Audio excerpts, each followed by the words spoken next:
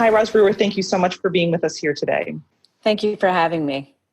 We can just dive right in. I think we're right now in the last quarter of 2020, and I think that a lot of people would agree that we're in the midst of what's probably one of the largest reckonings around racial equity that we've had in this country in decades. And it's something that you've been such a vocal advocate for, and both through your role at Starbucks and throughout your career of diversity and inclusion in the workplace. And so I'm curious just to hear from you to start the conversation, sort of what this moment means for DEI efforts, not just in corporate America, but in business in general. You are right that this has made many of us that are in the corporate setting and beyond to rethink the position on diversity and inclusion in the workplace. Let me start with, the conversation about where are we actually in diversity and inclusion in the corporate setting. And I will tell you that this is actually putting a spotlight on the weaknesses and maybe the lack of forethought and intensity that we should always have maintained on this subject all along. One of the things that I think it's in highlighting for most of us is that our biggest opportunity is inclusion. Because, I have heard the stories so many times about there's, no Black talent out there, no Latinx talent for these particular roles. The talent is out there. I will tell you that it's underdeveloped because I think we have spent more time trying to reach numbers than we have changing our environment where people feel safe, where they feel they can come to work and be their whole self, give it everything they've got, be their natural self, and be respected for it and applauded for it. And for people to recognize and appreciate their differences and understand that their differences, and if they're included in the conversations, that they're just a better resource for the company. So I think there's so much opportunity in the inclusion space because we focus too much on meeting metrics. And, I think earlier this year, when the protests began right after the death of George Floyd, we saw lots of organizations put out sort of these statements of solidarity, these commitments to do more, to be inclusive, both in their workspace and for their customers and people who support their work. But then you also hear, I've heard a lot of business leaders say things like, we want to do something, but don't really know where to start. And so I'm curious to hear from you, just sort of what do you think are ways that you actually can make a real difference when it comes to thinking about diversity and inclusion and avoid sort of this performative justice? Yes. So there's a few things that I think about in this space. First of all, when you think about an inclusive environment, you think about, am I being heard? And, most people with differences, they want to know that you are heard and that you are seen. And I really applaud the companies who've been spending time just putting themselves on a learning journey, holding listening sessions, trying to make sure that we've got, different viewpoints when big decisions are made. There are some companies who are engaging their partner networks in ways that they've never done before. I think those are some early success factors that could lead us to different kinds of conversations. And I've been listening to a lot of my peers in different industries, and they're having their own personal aha moments.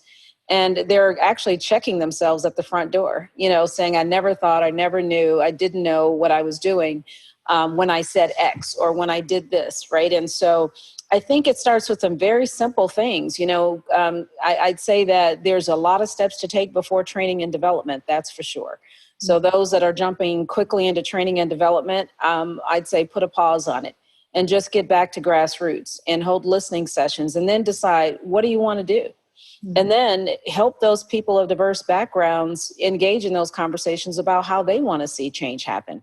They're the best resource for a lot of this and a lot of these discussions. I mean, I learned so much. I have breakfast sessions with the baristas and partners at Starbucks regularly. I just had one yesterday. And when my screen popped up, I had 9 diverse, randomly selected partners. We call our employees partners. And it was such a rich conversation, and they began to network while I'm talking to them, right? They were learning from each other. And this wasn't a diversity conversation. We were actually kicking off our new financial year at Starbucks. And so this was actually a business conversation and a touch base to see how you're doing while we're working remotely.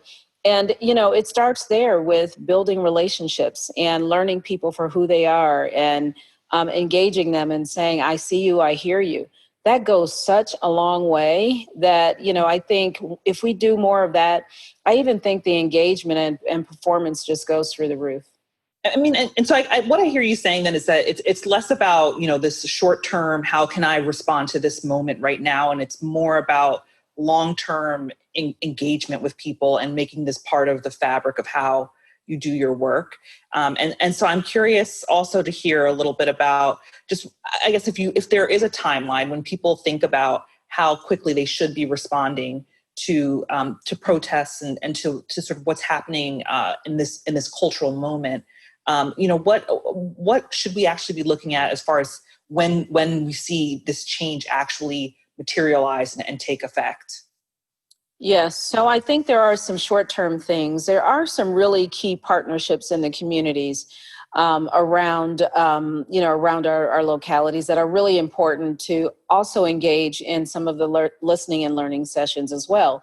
I learned tons from, organizations like the Legal Defense Fund, from the NAACP, and engaging those partnerships that we've had over the years, but changing the discussion of the conversation about how do we partner together.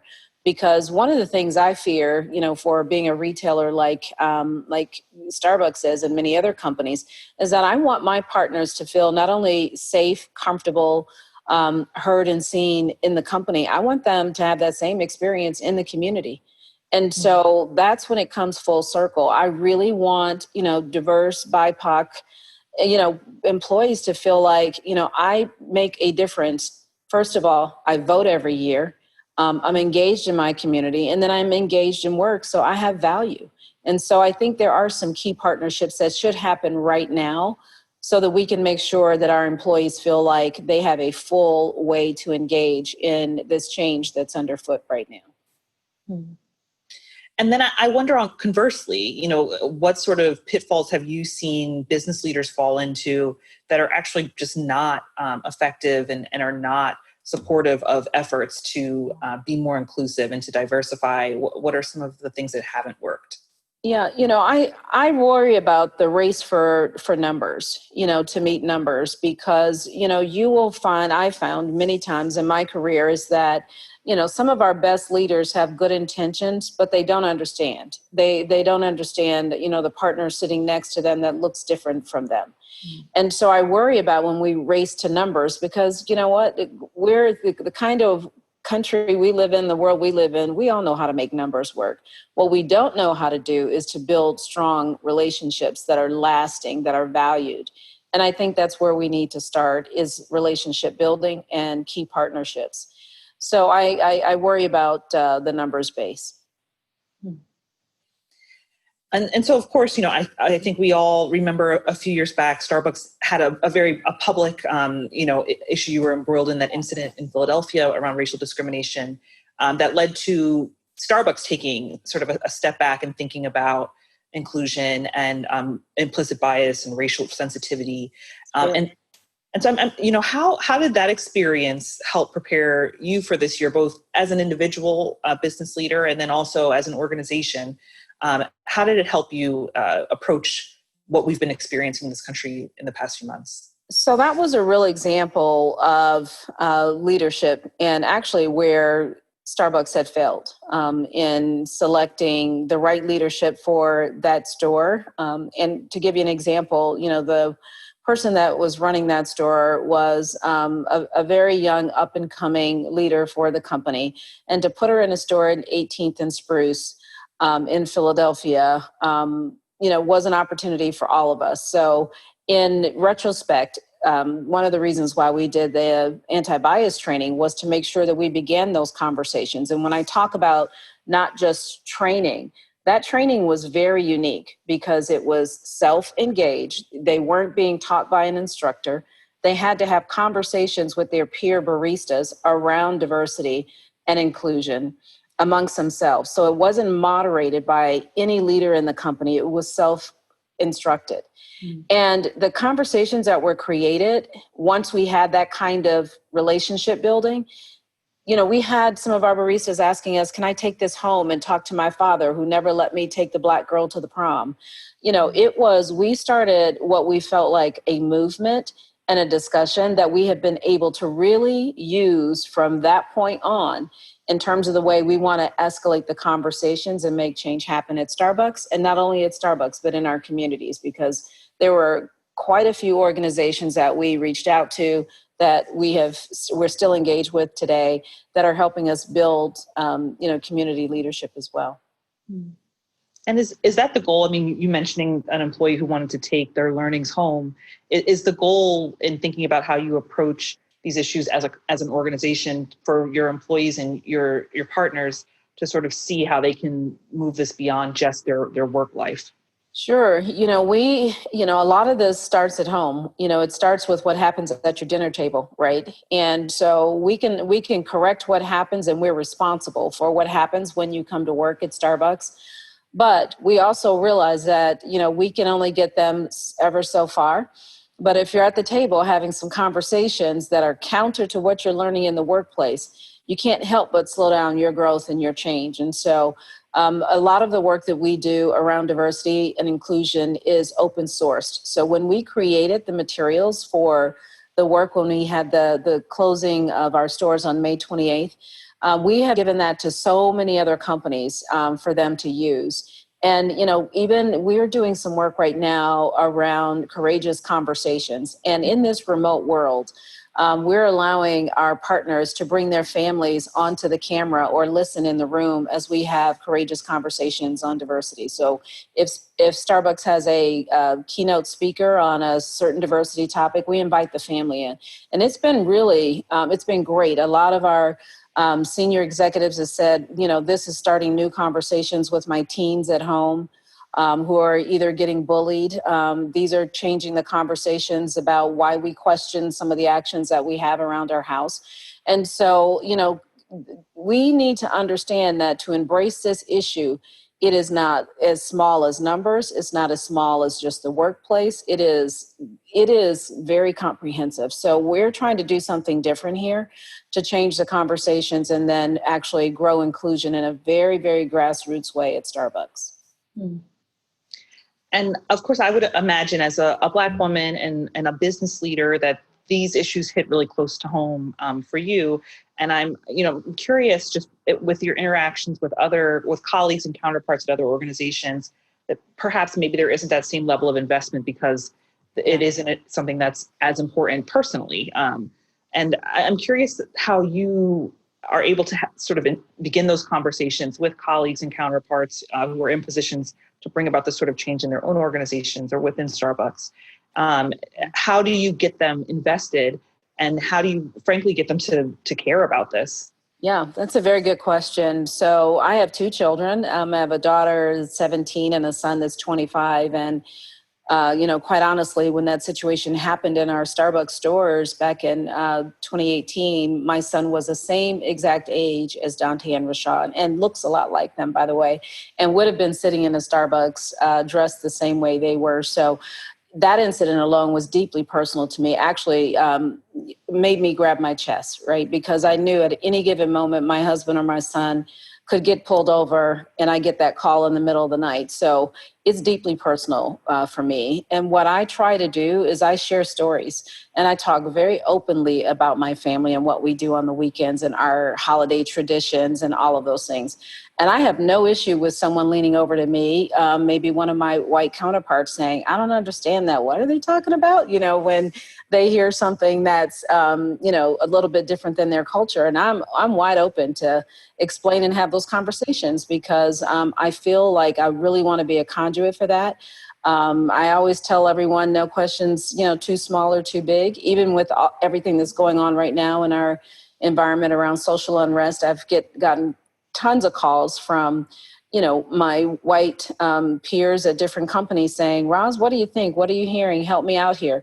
I'll drop everything because, if I can help, and I'll tell the story. And I think most people know, if they've known me over the years, I'm pretty frank and outspoken. And I'll also tell them when they've really messed up. and what they need to do about it. And so I think, I want more Black leaders to feel just as confident in doing that. I see no risk in it. I do realize that it begins a new relationship with some people, and some people can't take the tough conversations, but it's time for tough conversations. Hmm. And I mean, to that point, I imagine there are probably also people who, because these conversations are tough and uncomfortable, think, maybe it's easier or better to just avoid having to do that, and to have those conversations, these discussions, to stir the pot in some ways. And so, what do you say to the people who think, let's just try and lay low? And I've heard some of this too. In this moment, let the moment pass so that we can get back to business as usual. Yeah. Well, I first start off by saying how disgusted I am by that statement. Because, leaders lead in the moment, and you never know when you're going to be called upon. And if this isn't a calling, I don't know what is. And so when I get that call and say, I just think I should take the back seat and just kind of let, this brew here and that calm down, we need to it's an all in moment. And, leadership is not designated by your title. It's designated about how great you can create followership. And, having thought leadership, people underestimate the opportunity to pick up the phone and call someone and say, how are you? How is this affecting you? How can I help? That's pretty simple. You might decide it's something I can't help with, but you better darn sure pick up the phone and start feeling out the environment and your employee base and your peers and your leaders, because the time is now. And so I don't give them an out. I actually try and push them over, the edge, because sometimes they are just kind of stuck. Like, what do I do? And then the other thing that I, personally have to do is to make sure that they understand that because I am at this level where I am, I'm not excluded from these issues, right? I know that when my husband jumps in his vehicle, I worry every time if he's out in the evening that he may not come back home the same way he left. I feel that way for my son and for my husband. I still get, even when I go shopping, I still get the look. Am I stealing? Watching me as I walk around the corner. And I don't know what else or how else I can look or act any different. So I just act like myself. I used to get dressed to go shopping. Now I never do that. If I'm spending my money spends everywhere. And if I get that feeling that you're going to race me around the store, then I'm going to leave, and that's your loss. But I still get that. And I worry. So I also try to help people understand that, this is not a socioeconomic, once you've sort of made it, you're out of the water. No, we're still, as, someone with differences, visible differences, you're still at risk. And, so much of this conversation also is about who's in leadership and who's making these decisions and representation, right, at high levels. And I know that you've been really vocal about your own experiences as a woman of color, a person of color, as a Black woman, in, these executive positions, and often feeling you are the only one in some rooms, and sort of the isolation of that, but also the challenges in making choices and getting things done when that's the case.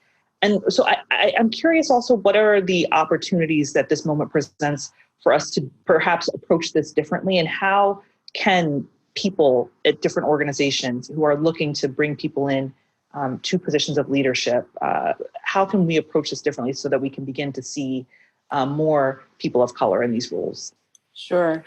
It's been my experience that I see tons of great diverse talent coming into companies, and then they're stuck. And what I see is the pipeline is very weak at a certain level. And once it gets to the point of trying to, decide on a succession plan for who's next in line for the big jobs, there's this great talent that's like that mid-level manager area. Then there's a big gap, and then there's maybe two at the top. And it puts a lot of pressure on those two on the top to try and go down and grab those that are just maybe been with the company for 2 to 5 years and lift them up. So, what I think about is, how do we give extraordinary experiences to our youngest diverse talent so that they can get that exposure early on and begin to develop early on, just like their white peers. And I think sometimes we celebrate too much that they are part of the company. But what we need to celebrate is, where's their progression? Where's their opportunity for growth? Who's listening to them and who has their hands on them? And, one of the things that we're doing at Starbucks is really having structured mentorship. But the mentorship looks a lot more like being a sponsor. And so you are, our executive leaders will be responsible for the development of our young, diverse talent and making sure that they're getting that exposure and those opportunities. And just imagine if you're a new hire in the company and someone wants to meet with you at a senior level, once a month, twice a year even, that's game changing. And so we have to, reach our young talent early. And now this pipeline has got to close. We've got to fill it up and close this gap, because if not, I don't see a pathway for diverse executives, C-suite executives in the next, I would say, 3 to 5 years. I don't see a lot of placements happening. And are you hopeful in this moment? Do you feel like we are making progress towards this? It's early days. I'm hopeful. I feel good about the conversations that are happening. I'm seeing change in people thinking more about themselves. When they, my white counterparts are questioning some of their actions. And so I feel like we can't let this moment leave us and what we're learning about it. I think what I'm really optimistic about is that now I think more people understand that the less diverse and less inclusive we are, it's more than a business imperative. When we combine the pandemic and we see the inequities of a pandemic on a diverse community, and we talk about how that happens, how people are underrepresented in healthcare, underrepresented in their housing, they can see that this is a groundswell moment. And the more we realize that and talk about that complexity, then the solutions begin to happen. And I think that's happening more and more. So I'm optimistic about that, because we're looking at the ills of diversity, lack of diversity and inclusion, and maybe looking at much broader solutions for it than what we have in the past. Thank you so much, Roz. This was such a meaningful conversation. It was great to hear your insights. Thank you.